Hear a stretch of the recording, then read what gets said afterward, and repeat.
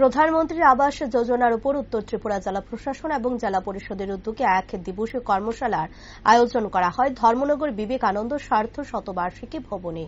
এই অনুষ্ঠানের উদ্বোধন করেন উত্তর ত্রিপুরা জেলার পরিষদের সভাধিপতি ভবতোষ দাস। এছাড়া উপস্থিত ছিলেন assistant engineer Soma Das, Jubarajnagar RD ব্লকের চেয়ারম্যান শ্রীপদ দাস, কৃষি বিষয়ক স্থায়ী কমিটির চেয়ারম্যান কাজল দাস সহ আরো অন্যান্যরা। এদিন প্রধানমন্ত্রী আবাস যোজনার উপর ভোক্তাদের বিভিন্ন সুবিধা এবং যারা এখনো প্রধানমন্ত্রী আবাস যোজনার ঘর এখনো পায়নি সেই সকল মানুষের কাছে পরিকল্পনা পৌঁছে দেওয়ার সিদ্ধান্ত গ্রহণ করা হয়। পাশাপাশি পঞ্চায়েত প্রতিনিধিদের এই প্রকল্পের উপর একটি প্রশিক্ষণ দেওয়ার ব্যবস্থাও করা হয়।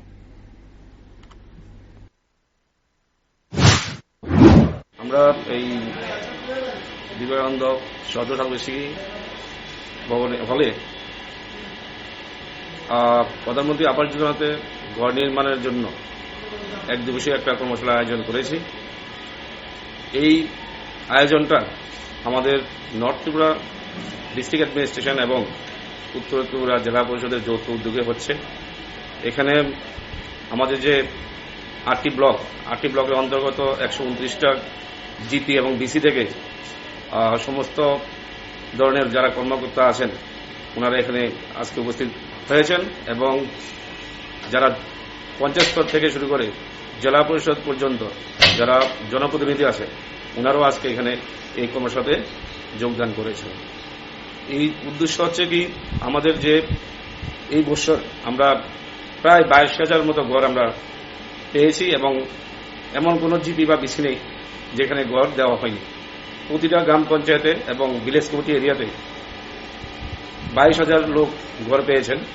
ওনাদের যে ঘর নির্মাণের জন্য কিভাবে নির্মাণ করতে হবে এই ব্যাপারেই এবং সময়ের মধ্যে শেষ করার জন্য আমাদের আজকের এই উদ্যোগ বা কর্মশালা।